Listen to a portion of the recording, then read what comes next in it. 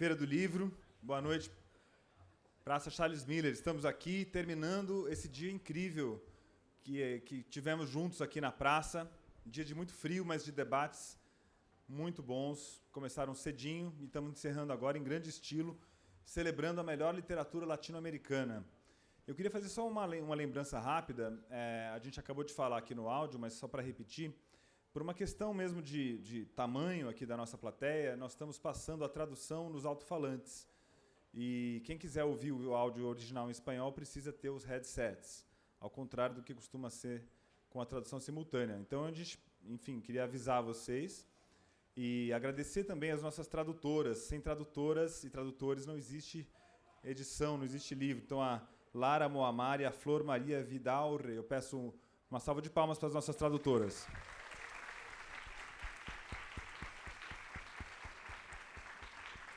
E nossos tradutores de Libras também, que fazem a nossa feira ainda mais acessível. Salva de palmas também para toda a equipe de tradução de Libras. Vou, sem mais delongas, chamar logo as nossas convidadas aqui para o palco. Eu queria só mostrar que estamos muito orgulhosos dos produtos da Feira do Livro e queria convidar vocês a comprar esses produtos. Estão aqui na nossa lojinha, na entrada. Tem bolsa, tem caneca, tem pano de prato, copo, boné, camiseta, canga acabou, acho que o frio gerou uma demanda. Mas, enfim, vocês ajudam a feira ao comprar os produtos da feira, tá? Então, muito obrigado. E eu chamo agora ao palco a grande Camila Sousa Villada. Seja bem-vinda à Feira do Livro.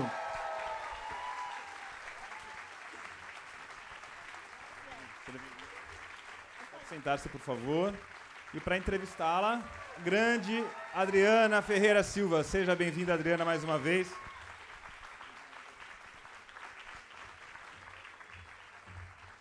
Adriana, que entrevistou a Camila já na 451.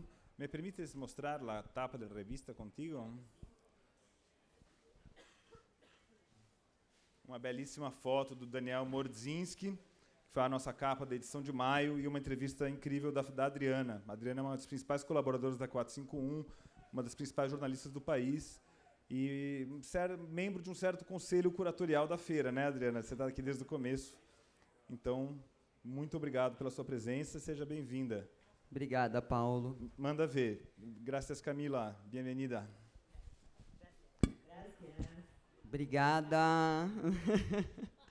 Boa noite a todas, todos, todes. Bom, começar por agradecimentos. Obrigada, Paulo. Obrigada a toda a equipe da feira e da revista 451.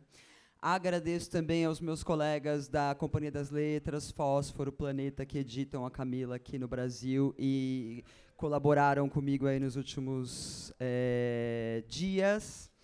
Quero agradecer a Camila, obviamente, pelo enorme prazer de entrevistá-la novamente e a todo mundo que veio para cá hoje. Nascida em 1982 em La Falda, na Argentina, Camila Sousa Villada revolucionou o cenário artístico de seu país quando, em 2009, estrelou Carnes Tolendas, retrato cênico de uma travesti, espetáculo com o qual iniciou uma carreira como atriz de teatro, cinema e televisão. Sua relação com as palavras, no entanto, é muito mais longeva. Começou na infância, com as lições de escrita e leitura com o pai e a mãe, e se transformou num refúgio para adolescente em trânsito e transição, em forma de poemas e histórias de amor. Resquícios desse período aparecem em seu primeiro livro, A Namorada de Sandro, lançada em 2015, no qual Camila já experimentava sua transescrita, tema de sua obra seguinte, o ensaio autobiográfico A Viagem Inútil. Em 2019, Camila consagrou-se na literatura com o romance Las Malas, livro que chegou ao Brasil com o título O Parque das Irmãs Magníficas, foi traduzido em mais de 10 idiomas e ganhou o prêmio Sor Juana Inês de la Cruz. Depois dele, vieram o romance futurista Tese sobre uma Domesticação e os contos reunidos em Sou uma Tola por Te Querer. Trabalhos que reafirmam a criatividade, o talento e o frescor de uma escrita marcada por ironia, humor e alta sensibilidade para descrever a natureza humana e a sociedade, qualidades que fizeram de Camila um dos nomes mais importantes da literatura contemporânea. Por isso, muitas palmas para Camila.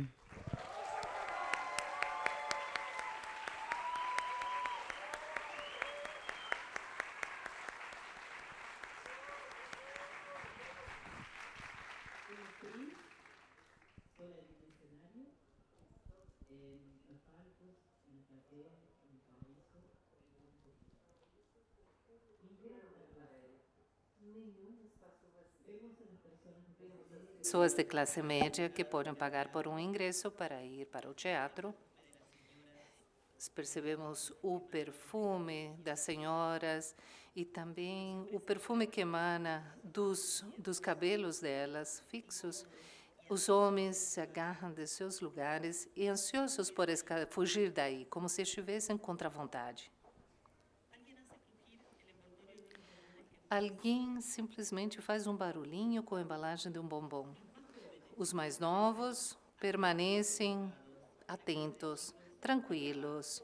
O tipo de rapazes que vão de roupa esportiva para o teatro, um pouquinho diferente das pessoas mais idosas que vão super elegantes, como na época da ópera. Com uma faca. A cenografia imita um espaço que, se estivesse limpo, seria um lugar elegante, cheirando a patchouli e cremes de mulher. Uma construção que lembra uma construção dos anos 40. Mas assim, revirado, dá a impressão de ser um lugar sem classe, um lugar imundo, sem classe. Tudo está virado de cabeça para baixo, como se tivesse estourado uma bomba ou simplesmente um cachorro tivesse destruído tudo na ausência do dono. Lá no fundo, uma porta estrategicamente aberta deixa entrever um banheiro com azulejos vermelhos e um espelho preto. E desculpe, se corrige ela, um espelho redondo. Tudo contrasta com o edredom branco que está cobrindo a cama que está localizada no centro da sala. A atriz se revira e simplesmente ela sube até o lustre. Parece possuída. Representa uma mulher totalmente fora de si, praticamente ficando doida, e que fala com um homem enquanto chora e fala com a voz entrecortada. É a voz humana de Jacques Cousteau. Grandes atrizes da história, alguma vez na vida, já encenaram essa peça. Alberto Tortonese fez isso alguma vez na Argentina. Anna Magnani e Ingrid Bergman também atuaram para a Câmara de Rossellini. Swinton também fez um curto de Pedro Almodóvar inspirado na voz humana. Também Carmen Maura, na Lei do Desejo, atuou com alguns fragmentos e quebrou a cenografia com um machado. Bom, já que você começou por um trecho de tese sobre a domesticação, aplausos. Palmas, porque está fazendo frio. Tese sobre a domesticação é o penúltimo livro, né, da Camila, que está saindo aqui pela Companhia das Letras, e ela, quando a gente conversou, ela falou que era uma ficção científica. Camila, Tese sobre a Domesticação saiu justamente depois de Las Malas, né? E existiu uma grande expectativa, porque Las Malas fez um grande sucesso, ganhou prêmios, e também criou ali um imaginário em torno de você, né? As pessoas costumam muito ligar a sua vida pessoal, é como se Las Malas fosse autobiográfico, quando, na verdade, ele não é. E aí você mudou completamente, totalmente seu estilo quando você fez Tese sobre a Domesticação. Por que você... De onde veio a história dessa atriz? Né? E queria que você contasse um pouco também a história do livro, que é um livro fascinante. Bom, era para dar trabalho para um amigo ator. Os atores sempre estão sem trabalho. Então, eu tinha a ideia dessa família atravessando a montanha para ir visitar os pais da atriz. Eles me ofereceram publicar um romance numa coleção de autores queers, de autores que pertenciam ao coletivo LGBTQ. E, naquele momento, a única coisa que eu tinha escrita era essa ideia, a ideia desse filme. E a editora Liliana Viola me disse que sim, que era um livro e que podia começar a escrever. E eu escrevi em 6 meses. Foi publicado em dezembro de 2019.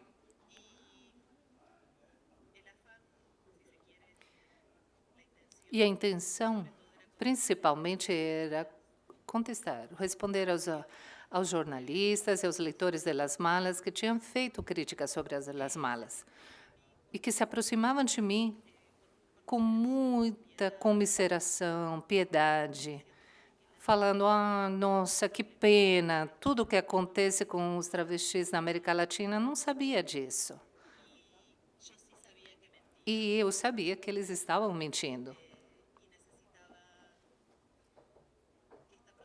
E precisava que essa protagonista pudesse olhar os leitores lá de cima, não como Las Malas, que olham de baixo para os leitores pedindo piedade.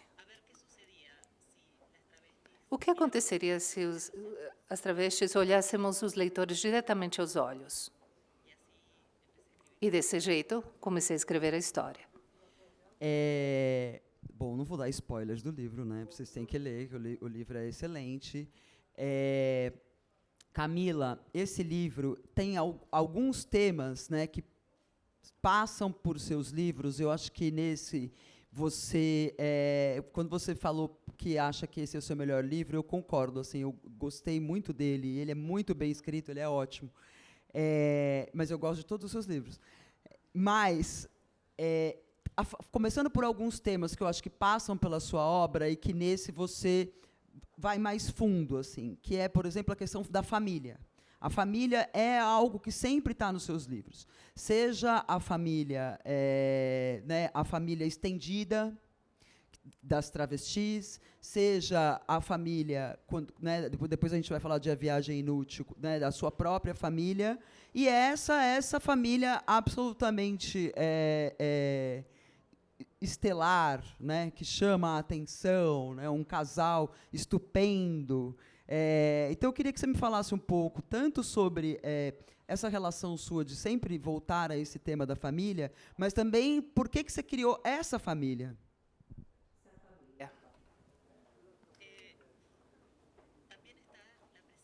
Também temos a presença da orfandade.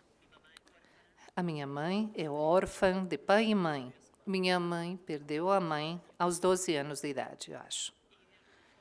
E, de alguma maneira, eu fui criada com esse peso da orfandade dela, com a responsabilidade de ser um pouquinho a mãe da minha mãe, a mãe que ela não teve. Depois, a minha própria orfandade. Apesar de que os meus pais estão vivos, durante muitos anos eu me senti órfã. E eu voltei a eles, sabe? Depois de muitos anos, especificamente depois de Carnestolendas, que foi um tipo de carta de amor, se for assim, para meus pais, para poder expressar tudo aquilo que eu não tinha conseguido expressar. Nos anos da minha adolescência, quando realmente foi muito difícil para nós três conviver. Então, a família é recente. A família é uma instituição nova que me causa muita curiosidade e da qual eu desconfio, aliás. Por exemplo, quando alguém me fala a família escolhida das travestis, o Parque da Família Magnífica, eu digo, não, isso é amizade, não é família. E é melhor uma amizade do que uma família. Mas, na tese sobre uma domesticação, sim, podemos falar que realmente é uma célula praticamente da máfia, que eu acho que é isso que as famílias são, na verdade. E é muito, assim, eu acho que quando a gente vai falar sobre a transescrita, né, que é o tema do nosso encontro e também é um tema que você toca e que eu acho que nem, porque, enfim, a sua obra é marcada por isso, né? Mas eu acho que uma característica dessa transescrita poderia ser justamente pensar outros mundos, né, que é o que você faz na sua literatura, e também pensar outros tipos de família, outras parentalidades, como você faz tanto em Las Malas quanto em Tese sobre a Domesticação. E nos dois a gente tem essa figura da criança sendo adotada, sendo criada pela travesti.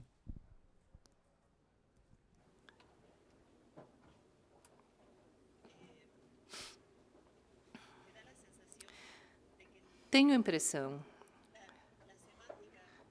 que a semântica dos romances, principalmente Las Malas e Tese sobre uma domesticação, não é tão importante assim.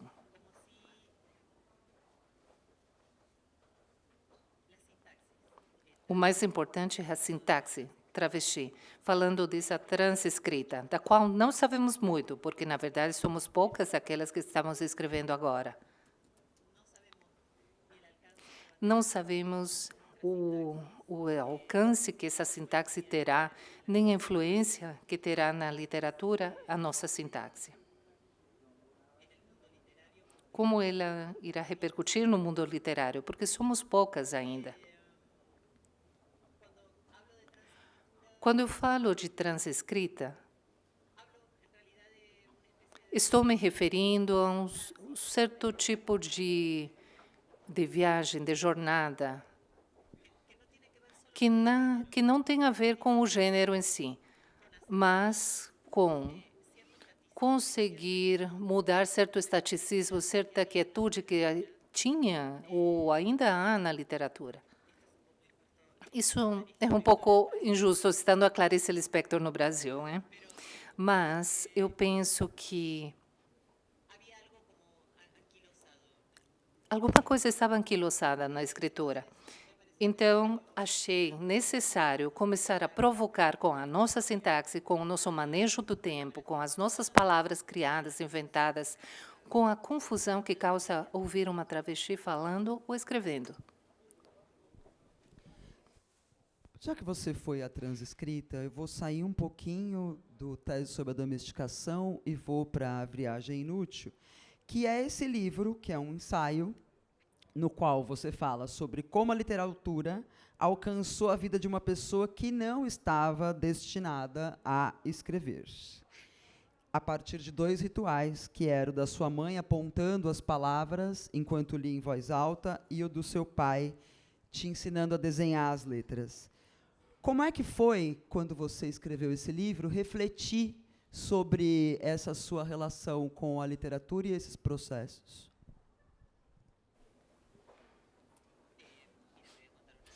Bom, vou te contar uma história. Eu apresentei este livro em 2018, em um festival de literatura chamado FILBA. Meu pai estava lá ouvindo a leitura e levantou, foi embora ofendido. E não falou comigo, acho que durante 3 ou 4 meses.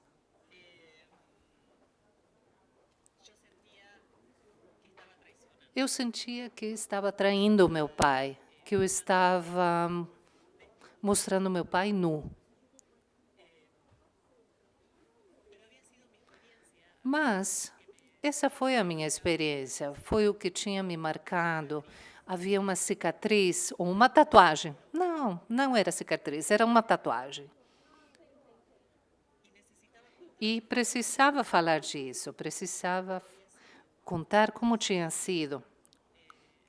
sobre a ternura para um homem que era muito rígido, como eu diria, ele era tudo 8 ou 80 para ele. Então, quando você disse que eu não estava destinada a escrever, não era apenas isso, mas também eu não estava destinada a sobreviver. O que nos mostra essa ideia de que para escrever é preciso estar viva.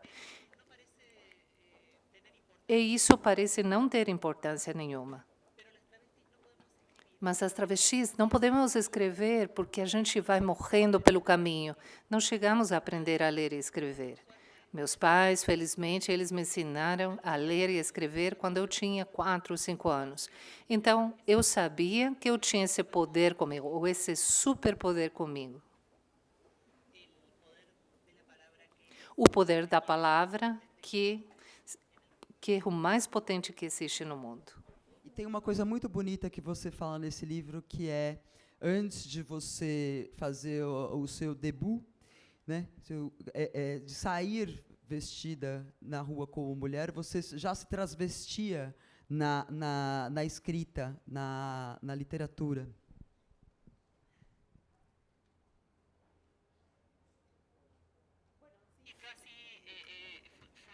Sim, bom, foi cronológico, né? Eu escrevi na primeira pessoa, primeiro como mulher, depois fui às ruas vestida como tal. Isso me faz pensar que a literatura é um pouco profética, primeiro. Depois, me ajudou a ter coragem e tocar o mundo como uma garota, uma travesti. E quando eu fosse às ruas vestida de mulher, não seria tão terrível assim. E é disso que eu falo, a isso eu me refiro com o poder da escrita, o poder das palavras. Esse livro é de 2018, e quando a gente conversou para a entrevista da revista, da 451, você falou que hoje talvez você se aprofundasse em alguns temas, né, se você fosse escrever esse livro de novo hoje, e que um dos temas seria justamente a ideia de travestismo relacionado à literatura. O que é que você descobriu desde então sobre o travestismo relacionado à literatura?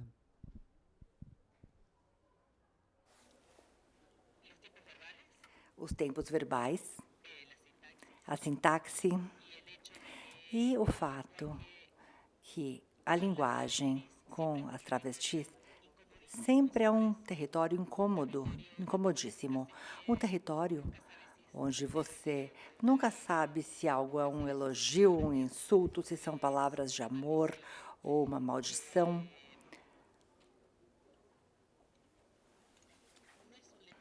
Não é uma linguagem comercial, como o inglês pode ser, por exemplo. É uma linguagem completamente perigosa. Bom, escrever não sobre isso, mas escrever com essa linguagem faz primeiro que as pessoas te considerem uma má escritora pelos erros gramaticais que você possa cometer, pelas palavras que você possa inventar. Mas é a disputa que eu estou apresentando e espero que todas as travestis que estamos escrevendo nesse momento façam. Não nos adaptarmos à linguagem heterossexual, ou inclusive à linguagem homossexual. Não vamos negar que a literatura está repleta de homossexuais e lésbicas, mas carece de travestis. E eu diria que vai enriquecer a palavra, isso. É muito interessante você falar isso, porque eu acho que realmente o Tese sobre a Domesticação tem ali, né, eu me diverti muito lendo o Tese sobre a Domesticação. E aí você, em A Viagem Inútil, você fala que gostaria muito, que uma das suas aspirações era escrever do mesmo jeito que você falava e falar como você escreve. Você acha que você conseguiu chegar a essa aspiração nos seus livros mais recentes, que é o Tese, que vai sair aqui agora, está saindo aqui agora, e o Sou uma Tonta por Te Querer, que é o livro de contos? Os corretores não me deixam.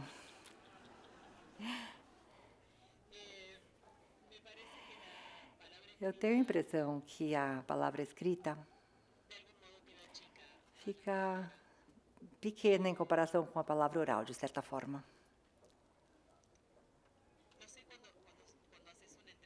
Não sei, quando você faz uma entrevista, se você é dessas jornalistas que pode mandar as perguntas por e-mail e receber as respostas por e-mail, eu prefiro que isso aconteça, porque não há possibilidade de erro numa entrevista escrita, certo? Eu escrevo o que eu quero responder e o outro recebe aquelas minhas palavras escritas.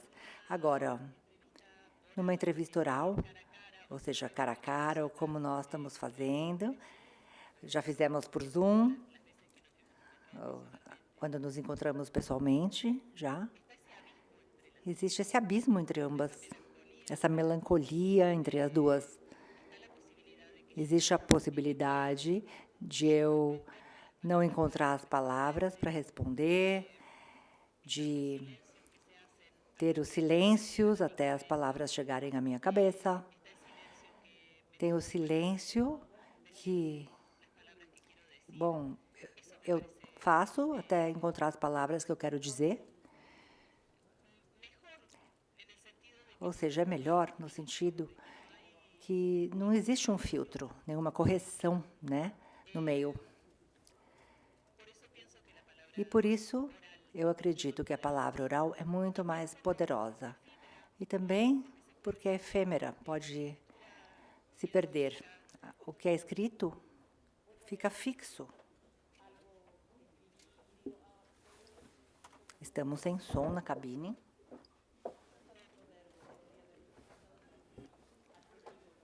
Estamos sem som na cabine, desculpem.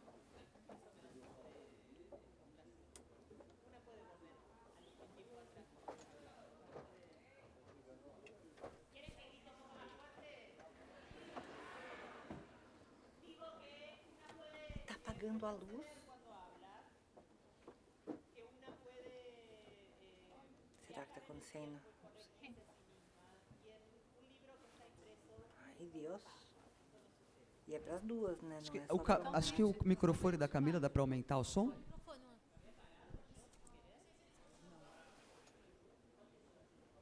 Ah, perfeito. Perfeito, perfeito.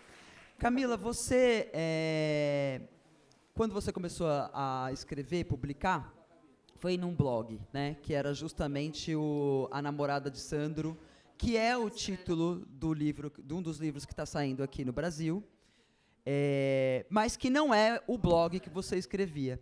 Mas esses textos, eu acho que eles devem manter ali um pouco o frescor desse blog que você tinha, né? Queria que você falasse um pouco do que é que esse A Namorada de Sandro representa, porque realmente ali você vê uma jovem, né, escritora, mas os temas dos quais você vai tratar nos seus livros posteriores já estão lá também.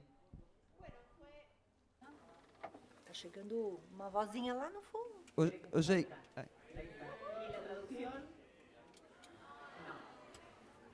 Todavía no, el técnico está intentando arreglarlo.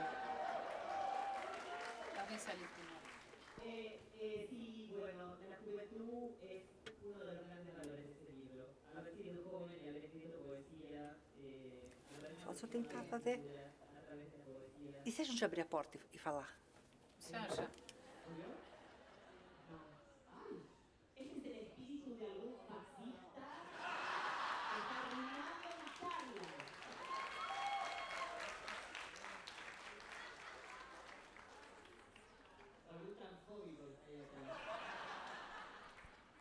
Falando em transfóbico, tem uma... Bom, não vou falar, não vou dar spoilers.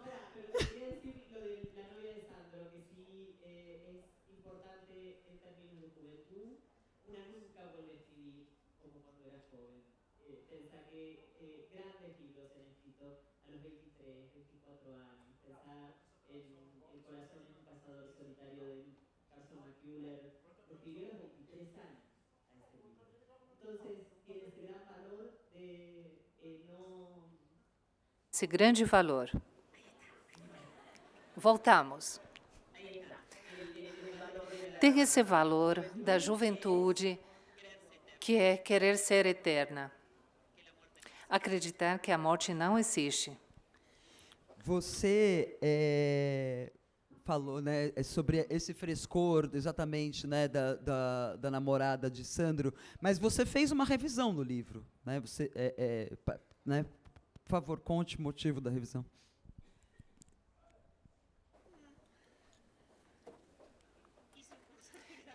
Eu fiz um curso de gramática.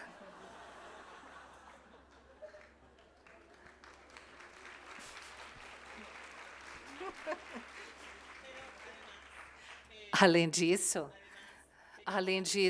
tinha algumas poesias que eu queria publicar, porque tinha sido escrita durante uma separação.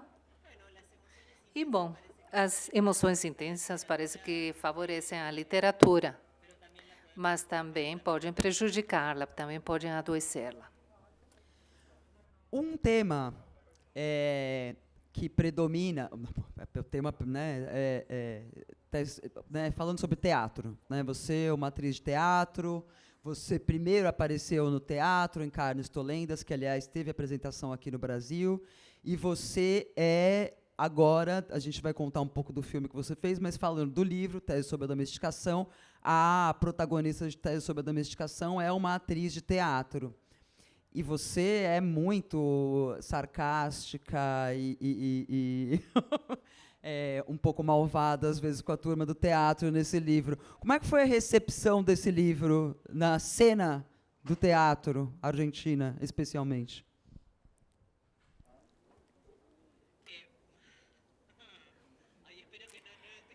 Eu espero que nenhum argentino me ouça agora. Bom, a comunidade do teatro é um pouco um serpentário também, né? Assim como é a comunidade literária, a cena literária, mas não, foi bem recebido, eles gostaram. E, na verdade, algumas amigas travestis, atrizes, sempre me falam: escreve uma personagem para mim, para que eu possa fazer, para me chamarem num filme. Não, foi bem recebido, foi bem. E como é que foi você, de repente, né, o livro, ele é um filme que vai estrear agora no segundo semestre, nos festivais, e a Camila interpreta a protagonista junto com o ex-RBD, como é o nome dele, Camila, que é super famoso no Brasil? Ele é muito conhecido. Ponte Herrera. Poncho Herrera.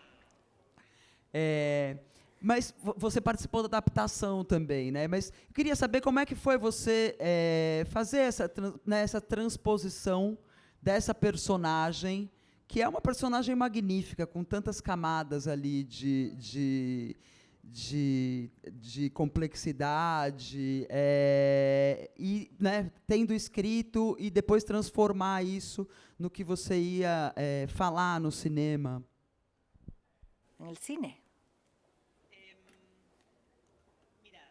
Olha, a adaptação do romance, né, para telona, para o script cinematográfico, foi muito simples para esse roteiro. Nós três que escrevemos o roteiro, bom, concordamos em quase tudo, mas vou falar, assim, de quando eu terminei de rodar o filme. Eu terminei tomando fluoxetina, terminei com ataques de pânico, e terminei completamente apaixonada pelo Poncho Herrera. Foi a razão pela qual eu aceitei fazer a personagem. Eu tive a fantasia que iam tirar uma foto nossa na Vanity Fair, saindo de um café, dizendo: a nova namorada trans do Poncho Herrera. Quem é essa namorada misteriosa do Poncho Herrera? Mas é claro que ele chegou com a namorada dele e acabou com a minha fantasia, tá? Mas Foi realmente um grande prazer. Eu aceitei fazer a personagem por ele, só por ele, porque eu ia dar uns beijos nele. E, para quem não tiver lido o romance, nós fizemos outras coisas também, tá? Em cena. Mas, bom, o amor é uma cena, ou não? É uma encenação? É uma atuação? Então, eu tive o meu papel. Isso foi o mais prazeroso. Falando no Amor Ser uma Atuação, não só nesse livro, mas como também A Viagem Inútil, você afirma que a prostituição e a atuação compartilham os mesmos truques. Que truques são esses? Bem, não falar o que a gente quer falar, mas o que o outro quer ouvir. E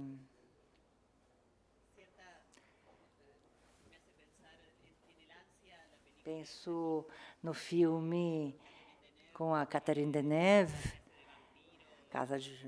aquela de que ela faz vampiro, que tem o vampiro, uma espécie de atropelamento das palavras, de dizer sempre o errado, não ter palavras certas para se comunicar. Acho que o grande fracasso amoroso tem relação com a palavra e com a intenção de torná-lo eterno também.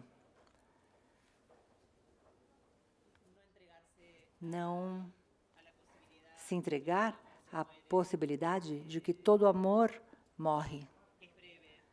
É breve, como um cliente com uma prostituta. Termina aquele turno e tem que ir embora. E depois, custa muito dinheiro, né, se apaixonar. Ninguém fala isso. Por quê? Ah, falam sim, os homens falam, né? Qual é o preço de levar uma mulher para jantar, pagar as bebidas, a conta, etc. Custa muito, realmente, muito dinheiro se apaixonar. É caro. Se não é em psicólogo, é no álcool. Se não é no álcool, é em antidepressivo.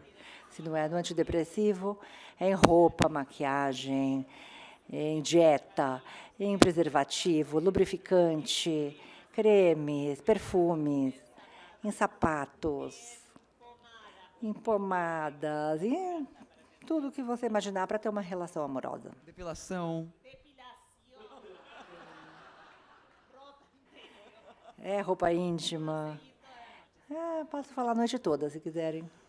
Camila, acho que uma das coisas maravilhosas dos seus livros, né, que eu colocaria aí na perspectiva. Quando eu falo, eu estou usando a perspectiva transescrita porque eu acho que é um pouco, né? A gente, o fato de você estar aqui, do que a gente está vivendo nos últimos anos no mercado literário, com mais autores negros escrevendo, autoras, mulheres negras, ou mulheres mesmo escrevendo, pessoas, né, pessoas racializadas, indígenas, todas aquelas pessoas que estavam à margem, né, não tinham espaço no mercado, não só no literário, mas em tantos outros.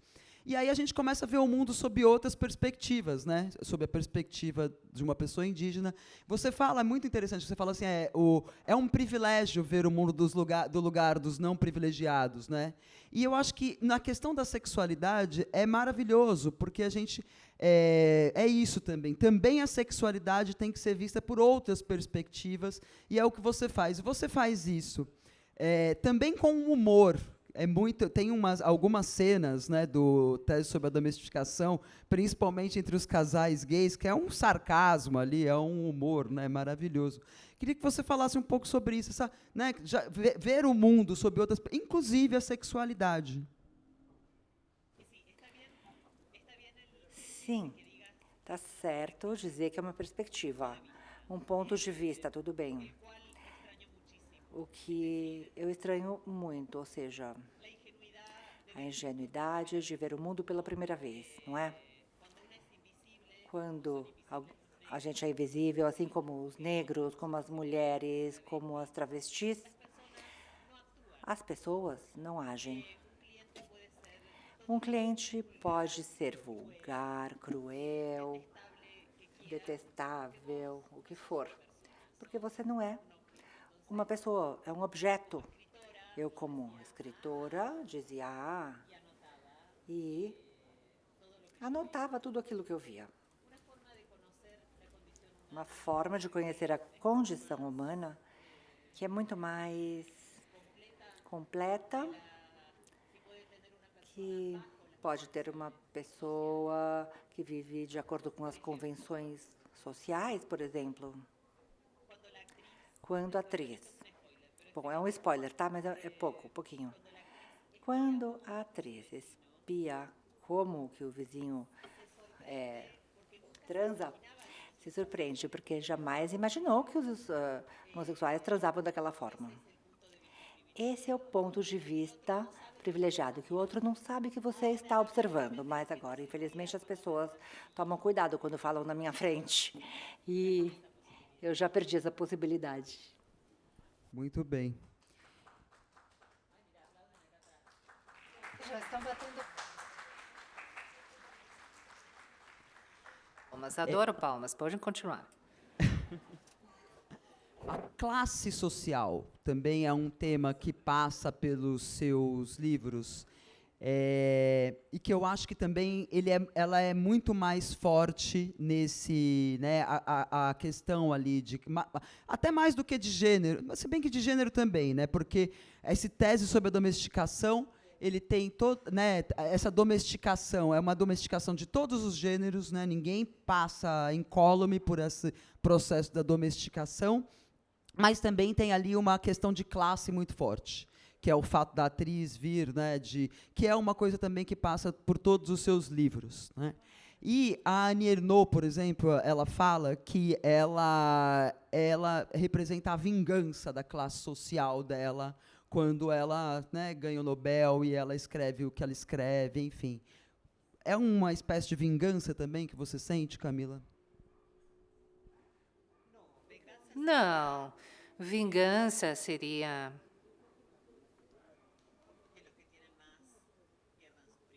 que aqueles que têm mais percam os seus privilégios. Isso seria vingança.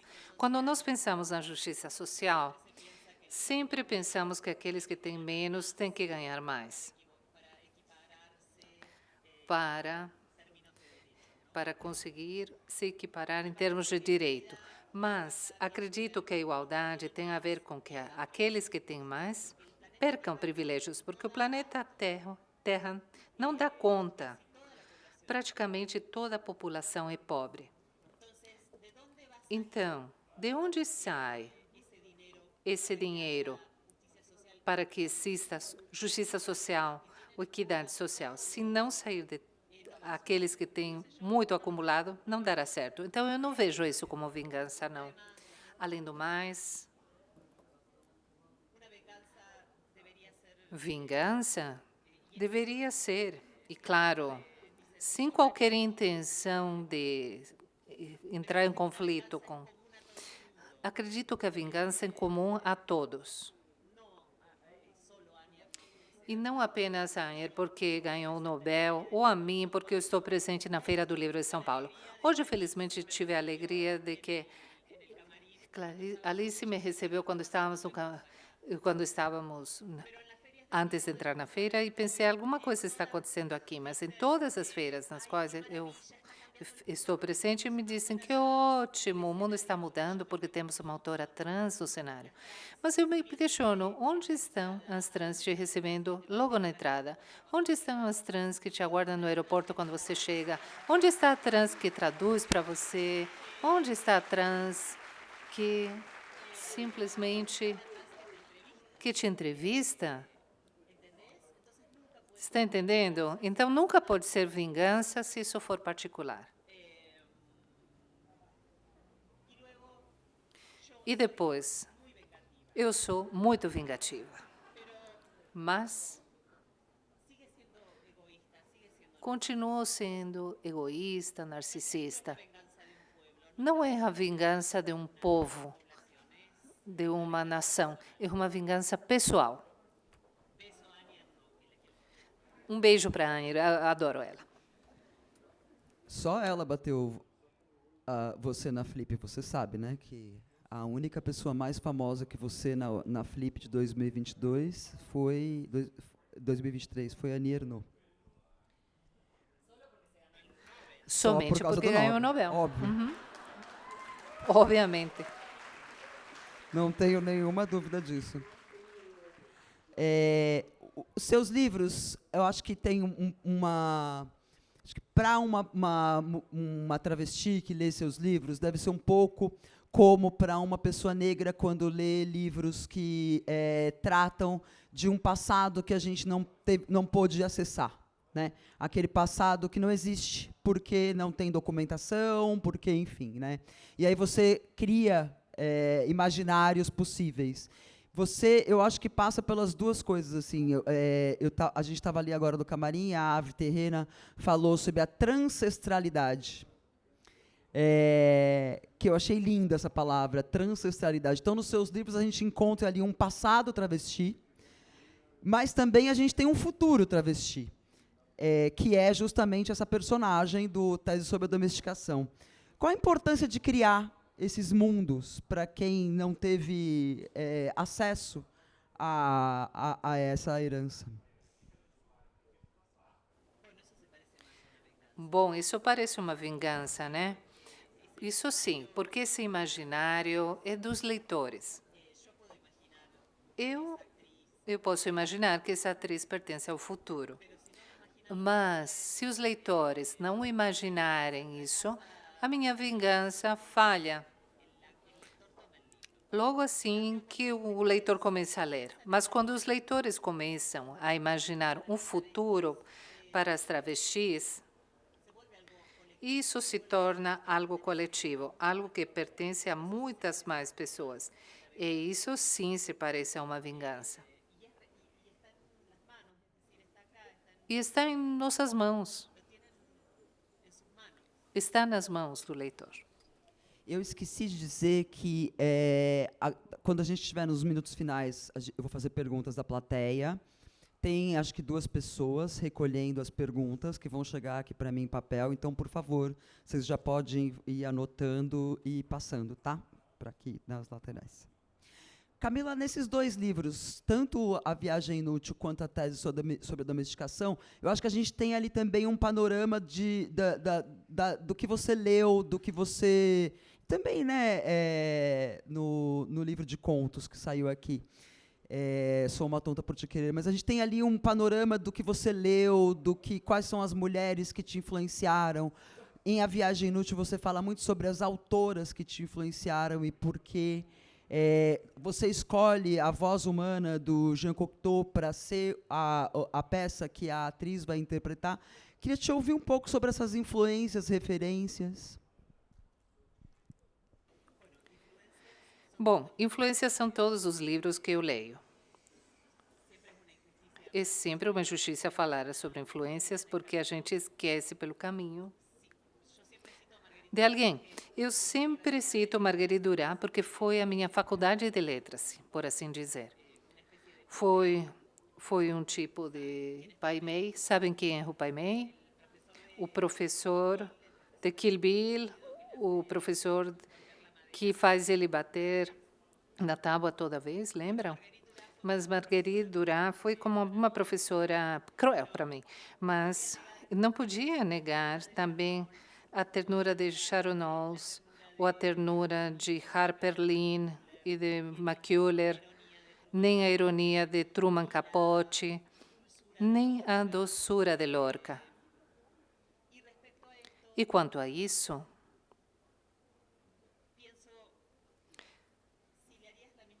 eu me pergunto, você faria essa mesma pergunta, por exemplo, para, vamos supor que aqui esteja sentado um escritor bem conhecido agora, por exemplo, deixa eu ver, sei lá, não sei, não vem nenhum à minha memória, porque quase nunca leio escritores homens. Mas você diria, Senhor Vargas Llosa, quais são suas influências?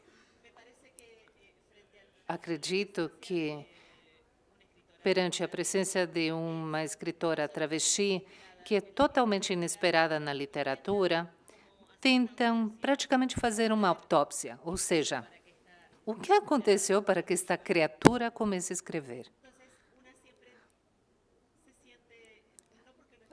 Não porque você esteja fazendo isso agora, porque não está fazendo isso, mas eu digo, somente fazendo assim um percurso por todas as entrevistas que já foram feitas, essa pergunta é bem recorrente. E eu penso que é uma pergunta que diz assim, não acredito que você escreva, de onde ela surgiu? De onde vem essa palavra? Bom, ela vem da minha memória, essa é a minha influência. As minhas tias são as minhas influências. As travestis com as quais eu me reunia no Parque Sarmiento eram uma influência literária. A minha mãe é uma influência literária. Você falou das suas tias, né? Tem uma coisa bonita da sua família, você conta dessas histórias, né? Tanto das histórias ali da mesa, dos encontros de família, quanto das cartas que você encontrou dos seus pais, né? Que também te acompanharam ali como uma literatura nesse período de infância e juventude. Sim, as minhas tias, assim como as travestis das quais eu falava, que faziam da linguagem um território perigoso, elas faziam exatamente o mesmo. Mas era um linguajar proibido. Por quê? Elas não podiam falar.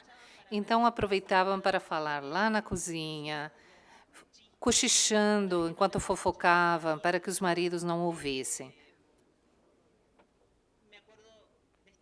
Eu me lembro de estar com a minha prima, ouvindo por trás da porta as histórias terríveis de família, os casos que tinham acontecido, os crimes de família, e que eram contados como se fosse uma fofoca, um segredo. Isso é uma influência literária. Essa é a influência da linguagem, que tem a ver com a língua materna em termos de psicanálise. Você falou, né, sobre essa questão da influência, né, como assim ela escreve, né? Eu acho que tem uma outra coisa também com relação à literatura, né, às mulheres escritoras, que é também elas terem que falar muito mais sobre a sua vida pessoal, seja nos livros ou nas entrevistas, do que os homens. E eu imagino que você deve viver isso duplamente por conta de ser uma travesti, não? Bom, porque eram os homens os que viajavam. Eles estudavam, os que todo dia saíam de manhã de casa. As mulheres ficavam em casa, na cozinha, cozinhando, passando roupa, limpando a casa. De que mais uma mulher poderia falar se não for disso? Mas também aí está embutida a questão de classe. Ou seja, tem uma questão de gênero, mas também tem uma questão de classe. De que mais posso eu falar? Se eu conheci o mar somente aos 33 anos, que subi num avião pela primeira vez aos 33 anos, que saí da minha pequena cidade aos 18 para ir para outra cidade. Não tinha mais material do que isso, mas hoje já tenho. Deixa eu só checar. A ver, claro, com uma evolução que termina na tese sobre uma domesticação. Temos que mudar o ponto de vista, mais nada. A gente combinou que você ia ler mais um trecho do outro livro?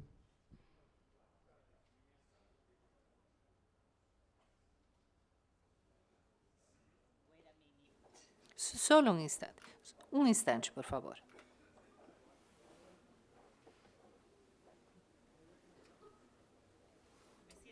Oh, Lord. Eu fico sentada de frente para o computador. Parece que estou iniciando uma viagem. Às vezes, essa viagem não serve de nada, apenas para escrever. Nada se extrai de algumas expedições. Escrevo e deleto como antes escrevia e jogava para o lixo o que eu escrevia. Isso é tão lindo, destruir o que foi escrito, porque temos a sensação de estar destruindo a si mesma. Eu chamo isso de uma viagem inútil, o que está na tua mente e não pode ser escrito, a vida que não se escreve.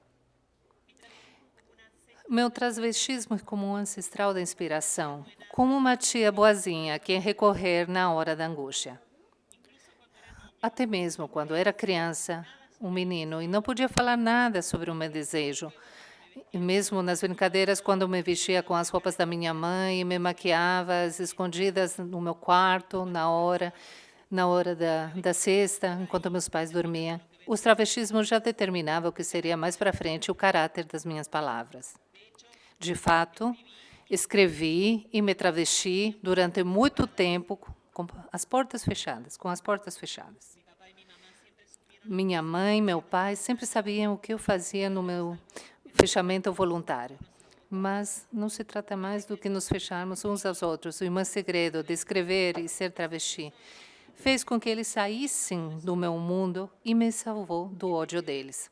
O desejo de ser travesti calado durante tantos anos, vivido como simplesmente um sair da caixa totalmente perpétuo, e a decisão de deixar atrás os privilégios de ser um homem e me tornar um páreo travesti me mantiveram vivo e prolífico.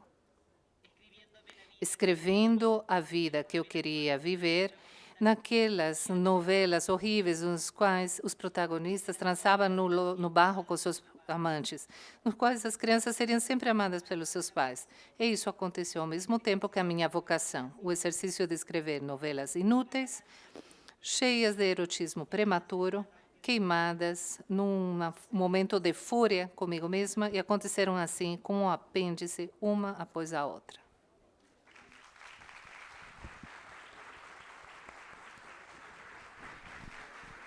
Esse é um trecho de A Viagem Inútil, que é o ensaio que a Camila fala sobre a escrita. Camila, tem uma pergunta aqui que eu acho que deve ser... Menciona assim, em uma entrevista vi que você falou que faz ficção científica travesti, que é ficção científica travesti pobre, que provavelmente é a entrevista da Flip. A pessoa quer saber um pouco mais sobre isso.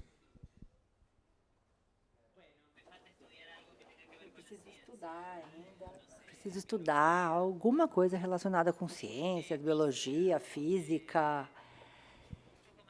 Um pouco mais de estudos para deixar de ser pobre, para que seja ficção científica, como dizem,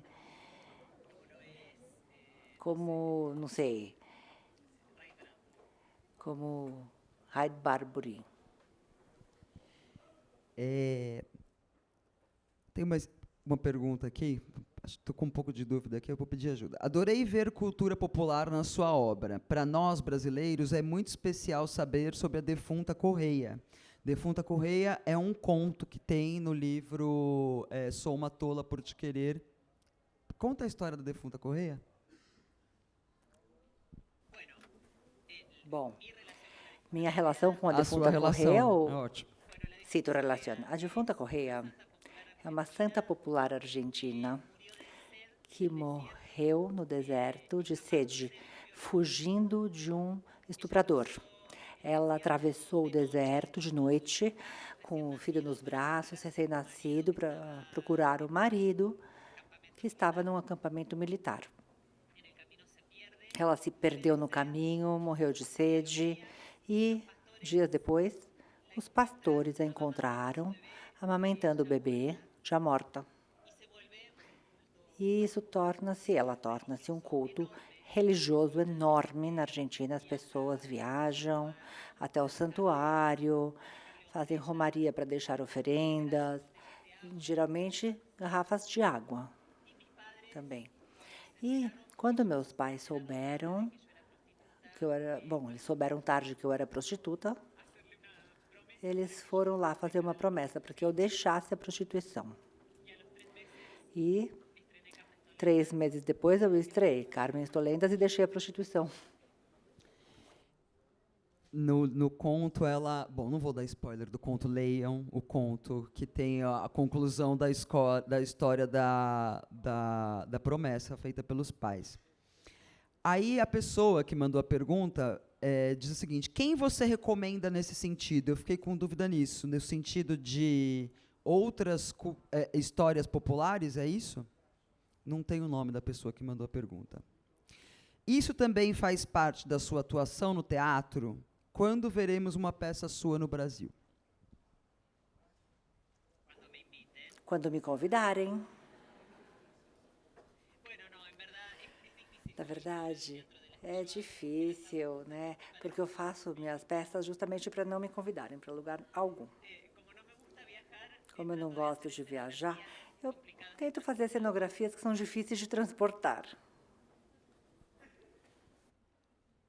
Temos um depoimento aqui. Quero primeiro agradecer. Sou uma menina trans e ler o parque foi muito importante para me dar uma sintaxe e imaginário para me entender. Muito obrigada. Dito isso, sabendo que seus leitores são, em sua maioria, cis, como você se sente escrevendo para pessoas que, em geral, sempre vão te ver como o outro, como autora travesti, que conta para o mundo cis nosso segredo?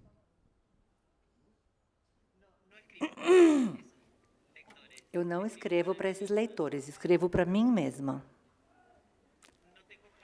Eu não tenho nunca a perspectiva dos leitores quando eu sento para escrever. É muito narcisista a minha escrita. A mesma pessoa continua. Eu chorei hoje enquanto você falava sobre família, mas em determinado momento, pelo seu humor, a plateia riu. O que você fala chega diferente em pessoas diferentes. Seria isso também uma linguagem travesti? É sim. Sim, esse é o território da insegurança que a linguagem travesti tem. Agora eu estou te fazendo rir, depois vou te fazer chorar, depois eu vou te insultar, depois vou dizer que te amo, depois eu vou roubar o teu dinheiro, da tua carteira e vou desaparecer da tua vida para sempre. O que você pensa da série que estão fazendo de Cris Miró?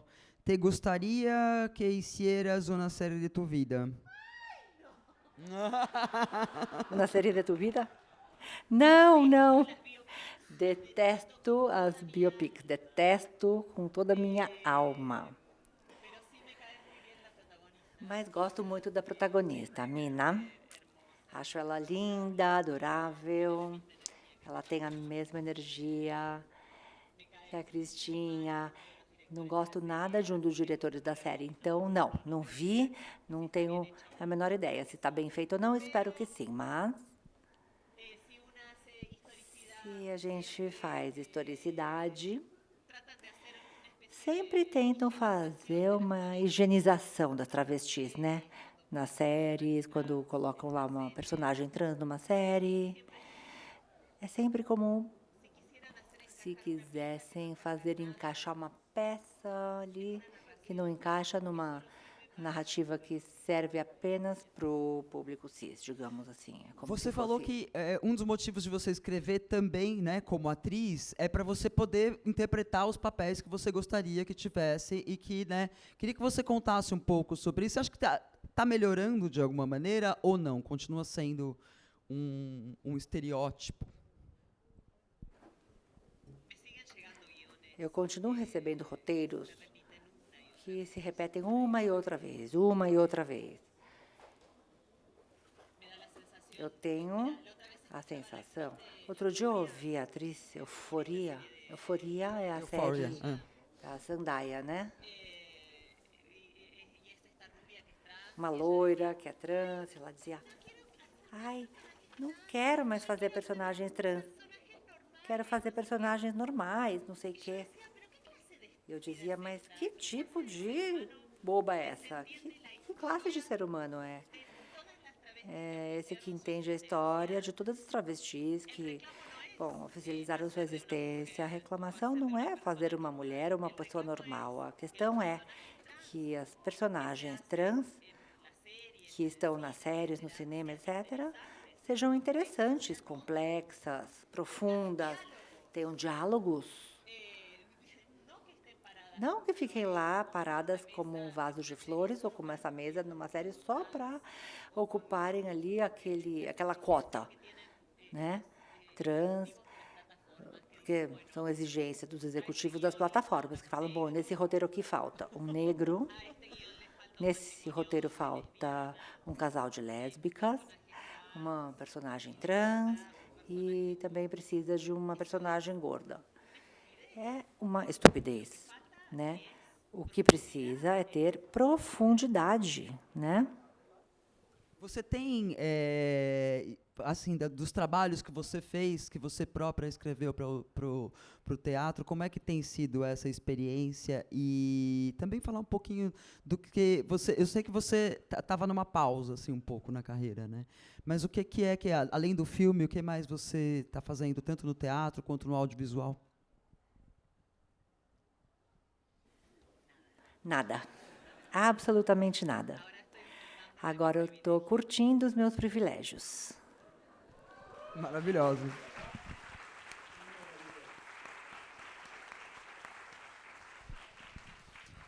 Camila, tem um trecho do Tese sobre a Domesticação, que é o casal, que é a travesti, e o advogado, a gente não sabe o nome da atriz, e a gente também não sabe o nome do marido, que é o advogado. E eles adotam uma criança, e a criança, antes de, ali naquele processo, né, de conhecer os pais, ela um dia pergunta para a assistente social, o que quer dizer ser travesti? Aí segue, né, a Camila no livro. A assistente social ficou paralisada, uma pergunta que os adultos como ela nunca souberam responder. Nem mesmo as próprias travestis se atreviam a dar uma resposta. E não porque lhes faltasse disposição ou porque a linguagem era escassa, mas porque, mesmo nos tempos de que falamos, essa palavra continuava sendo um mistério. Por que um mistério? E os tempos que falamos é o futuro, tá? Por que um mistério?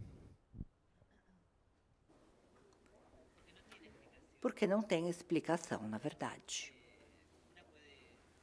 A gente pode ficar pensando na certeza de um porquê, o que significa ser trans, mas não existe uma explicação. Agora, em São Paulo, eu me atreveria a dizer que é trair, que é um verbo. Trair.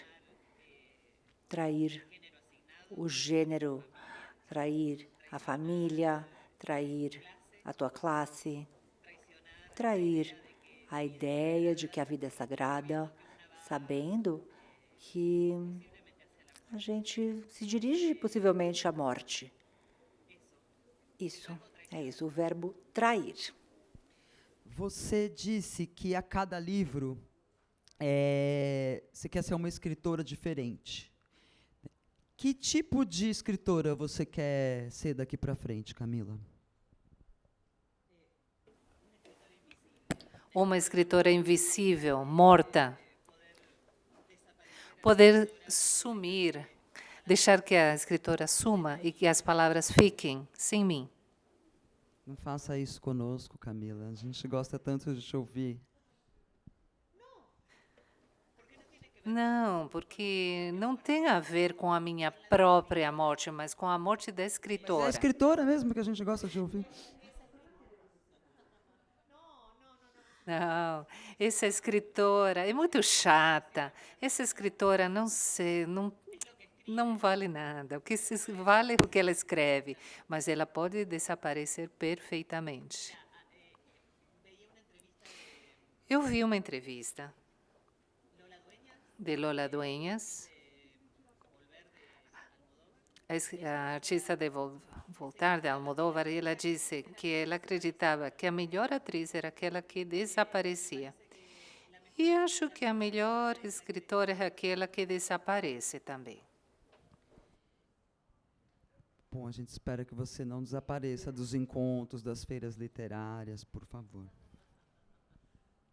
Camila, na viagem inútil, você tinha uma ideia, né, do que era literatura. E hoje, a gente quase tantos anos depois do lançamento desse livro, né, se você tivesse que falar sobre qual é a sua ideia de literatura hoje, o que seria essa ideia de literatura?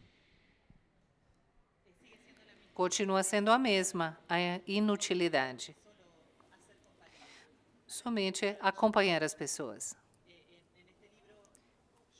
Nesse livro, eu conto que morávamos numa cidade pequenininha, onde não havia luz elétrica, não havia nada para fazer à noite, simplesmente ler à luz das velas. A literatura sempre foi isso. A luz das velas me acompanha e faz com que as horas passem. Não peço mais nada. Se eu puder acompanhar vocês, eu fico satisfeita. Camila, muito obrigada. A Camila vai dar autógrafos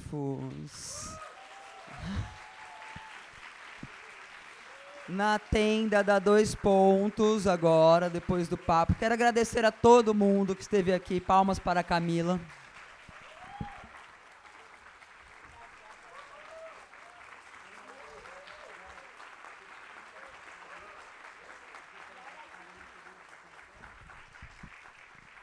Ahora hay firma, me parece. No sé dónde es, pero hay firma. Así que nos vemos ahí.